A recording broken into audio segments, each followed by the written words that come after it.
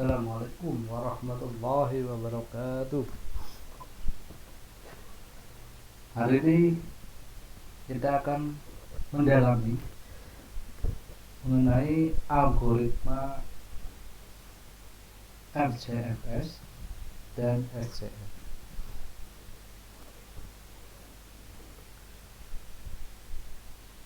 Di pertemuan kemarin kita sudah sedikit menyinggung mengenai beragam macam algoritma pemrosesan yang ada di CPU. Ada RCFS, ada SCF. SCF sendiri dibagi dua, yaitu preemptive dan non preemptive. Ada non Robin, ada algoritma prioritas ya. Itu dari masing-masing algoritma ini punya kelebihan dan punya kekurangan masing-masing. Secara teori sudah dibahas di pertemuan kemarin. Nah, pada siang hari ini kita akan mendalami mengenai latihan perhitungannya, latihan studi kasusnya. Kita nanti akan membahas mengenai RCFS terlebih dahulu, studi kasusnya yang sederhana, untuk masuk sampai studi kasusnya yang agak complicated.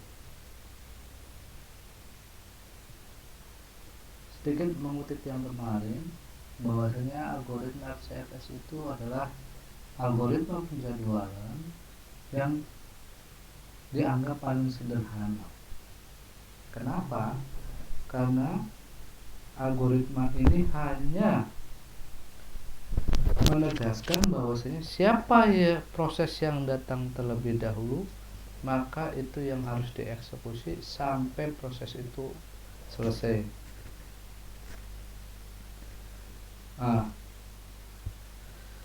Misalkan saja proses X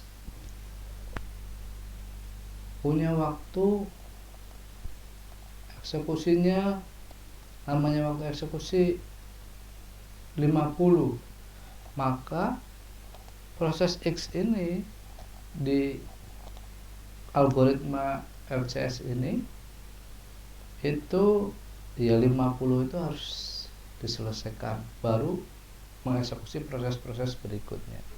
Prinsipnya di situ.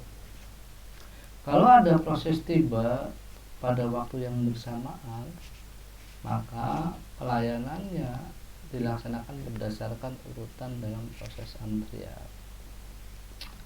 Proses itu kan ada antriannya ya, jadi ketika proses datang dan sebagainya tetap harus mengantri. Proses di antrian belakang harus menunggu sampai proses di depannya itu selesai dieksekusi. Ini contoh kasus RCFS. Diketahui 3 buah proses sebagai berikut: P1, 2, 3 burst time-nya. Burst time itu lamanya waktu eksekusi. P2 ada 6, P3 ada 6.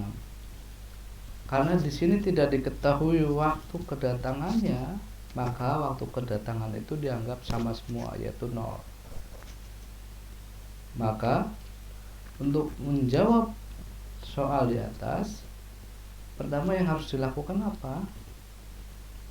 Yang harus dilakukan adalah melakukan pembuatan Gantt chart. Ya, pembuatan Gantt chart ini diharapkan memudahkan dalam memetakan proses-proses mana yang proses itu dieksekusi awal, waktunya berapa, kemudian proses berikutnya kapan, proses berikutnya kapan. Ini memudahkan dalam mengidentifikasi. Dari kasus di atas kita tahu P1 urutannya adalah P2 dan P3. P1 lamanya waktu proses 23, maka P1 sama algoritma RCFS ini diselesaikan 0 sampai 23. Tulislah itu P1 semua. Kemudian dilanjutkan, meskipun P2 sama P3 waktunya sama ya, untuk lengthnya atau lamanya eksekusi, tetap karena urutannya adalah P2 dulu, maka P2 dieksekusi terlebih dulu sampai selesai. Begitu juga dengan P3. Setelah seperti ini, terus bagaimana? Kita akan mengetahui kapan proses itu dieksekusi. P1 akan dieksekusi pada waktu 0, ya. P2 akan dieksekusi pada waktu 23, dan P3 akan dieksekusi pada waktu 29. Terus setelah diketahui seperti ini bagaimana? Di algoritma penjadwalan yang harus diperhatikan adalah bagaimana menghitung rata-rata waktu tunggunya. Nah, inilah yang kemudian akan dijadikan acuan seberapa cepat proses dari masing-masing algoritma itu. Akan didapatkan P1, ya, waktu tunggunya 0. Dari mana? Rumus waktu tunggu adalah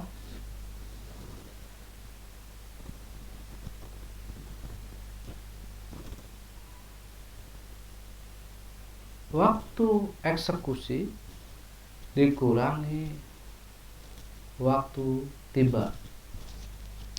Waktu eksekusi kita tahu P1 dieksekusi di 0, ya. Maka waktu tibanya berapa? Tadi di awal sudah saya jelaskan. Ketika dianggap tidak ada waktu tiba, maka waktu tibanya adalah 0. Maka 0 dikurangi 0 ya 0. P2 23 dari mana? Waktu eksekusinya kapan? 23 dikurangi waktu waktu tiba berapa? 0. Ya, 23 kurang 0, 23. Begitu gua yang P3, 29 dikurangi waktu tiba, yaitu 0. Berarti 29 kurang 0, 29. Sehingga rata-ratanya 0 ditambah 23 ditambah 29 ditambah 3, mohon maaf, 0 ditambah 23 ditambah 29 itu 52. Ada berapa proses? 3, maka dibagi 3. 50 dibagi 3 adalah 17,3 milisecond. Contoh soal berikutnya yang agak lebih panjang. Kalau tadi tidak diketahui waktu tibanya, waktu kedatangannya, maka saat ini akan diketahui 5 macam antrian ABCD dengan waktu tiba 0, 1, 2, 2, 5, lamanya proses atau burst time-nya 5, 2, 6, 8, 3. Pertanyaannya, kapan dimulainya eksekusi dari masing-masing tiap antrian tersebut? A, kapan dimulainya, B, kapan dimulainya, dan seterusnya. Kemudian kapan selesainya? Kemudian hitunglah turnaround time-nya. Kemudian yang berikutnya adalah berapa rata-rata turnaround time-nya.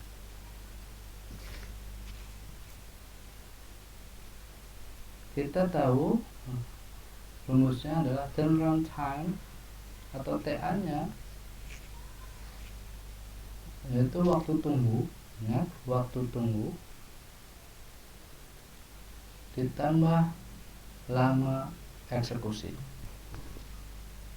Jadi lama eksekusi itu namanya burst time, ya. Nah, di sini kita nyari pointer. Ini nanti waktu tunggunya berapa? Kita tahu waktu tunggu adalah waktu di mana mulai eksekusi dikurangi waktu tiba. Waktu hasil dari ini dikurangi masing-masing ini secara berurutan. Rata-ratanya tinggal dijumlahkan dari seluruh proses TA-nya. Ini kan nanti waktunya satu-satu tiap proses. Jumlah dibagi jumlah proses. Maka apa yang harus dilakukan? Sebenarnya akan lebih mudah kalau kalian bisa membuat tabel eh, grafik Gantt chart-nya sehingga akan ketahuan. Nah, karena langsung ke dalam jawabannya. Tabelnya seperti ini. Kalian buat langsung A B C D E. Waktu tibanya sudah diketahui, lamanya prosesnya sudah diketahui. Terus kapan mulai eksekusinya? Karena prinsip FCFS itu adalah yang datang yang dilayani pertama kali sampai selesai, maka sudah diketahui waktu tibanya adalah 0, maka dia yang dieksekusi. Maaf, mulai eksekusinya kapan? Ya, yang jelas yang A itu 0. Kemudian B kok bisa 5? Kenapa B bisa 5 untuk mulai eksekusinya? Karena A ini akan berakhir di range 5. Nah, range 5 ini akan dipakai sebagai waktu mulai eksekusi dari B. Ya, range 5 ini.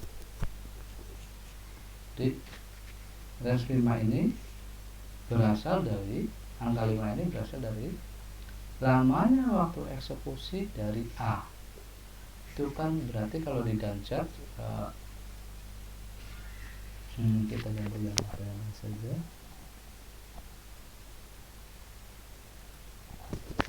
Di Gantt chart itu begini, kita tahu ini 0, ini A, kemudian di sini 5. Berarti di sini apa? Di sini B.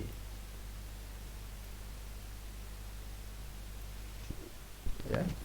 Begitu seterusnya sampai ini berapa kira-kira? Ya 5 ditambah lamanya eksekusi B. Berapa? 2. Berarti di sini 7. 7 ini dipakai oleh C sebagai waktu mulainya eksekusi. 0, 5, 7, 13 dari mana? Tinggal 6 ditambah 7 saja sebenarnya. Jadinya 13. Begitu juga dengan 21. Ya, ini ditambah ini. Tinggal 21. Untuk mulai eksekusinya seperti itu. Nah, ini kalau di Gantt chart kan ya di sini ada tambah berapa C lamanya waktu 6. 6 ditambah 7 jadinya 13 dan seterusnya.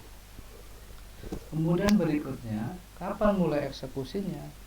Sebenarnya kalau sudah dibuat tabel Gantt chart-nya di sini D akan kelihatan 13 tambah berapa? D 8. Berarti ada 21. Ini untuk berakhirnya kapan? Tinggal 21 ditambah 21, lamanya waktu 3, berarti 24. Jadi dari sini kelihatan waktu eksekusi mulainya 0 untuk A, 5 untuk B, 7 untuk C, 13 untuk D, dan 21 untuk E. Terus kolom berikutnya selesai eksekusi, ya dari sini dilihat 5, 7, 13, 21 sama 24. 5, 7, 13, 21, 24 akan lebih mudah tinggal masukkan tabel. Waktu tunggu tadi di awal sudah dijelaskan. Waktu tunggu dari perhitungan ini rumusnya apa? Waktu tunggu adalah waktu di mana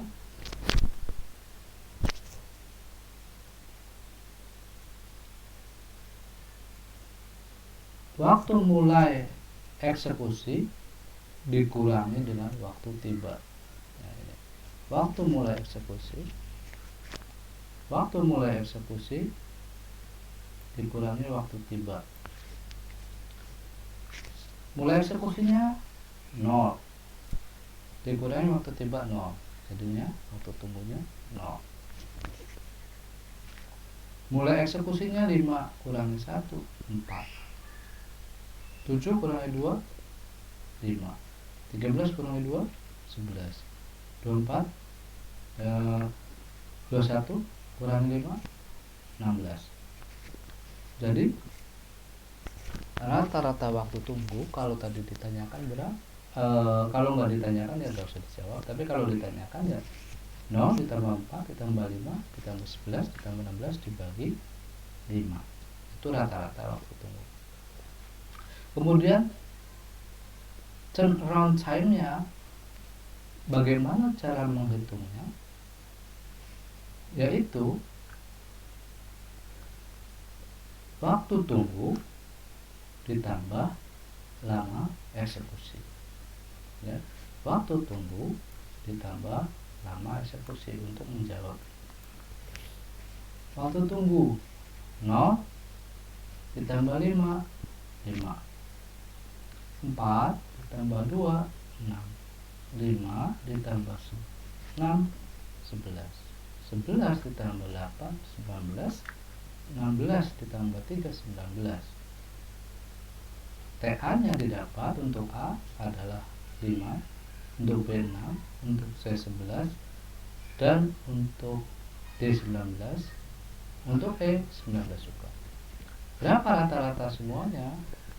Jumlahnya ini ketika dijumlah 60. 60 dibagi 5 jadilah 12.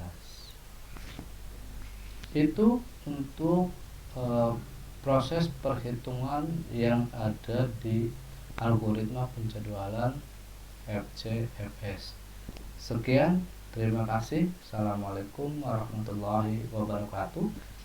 Di pertemuan selanjutnya kita akan membicarakan mengenai algoritma penjadwalan SCF, preemptive dan non preemptive. Ya. Assalamualaikum warahmatullahi wabarakatuh.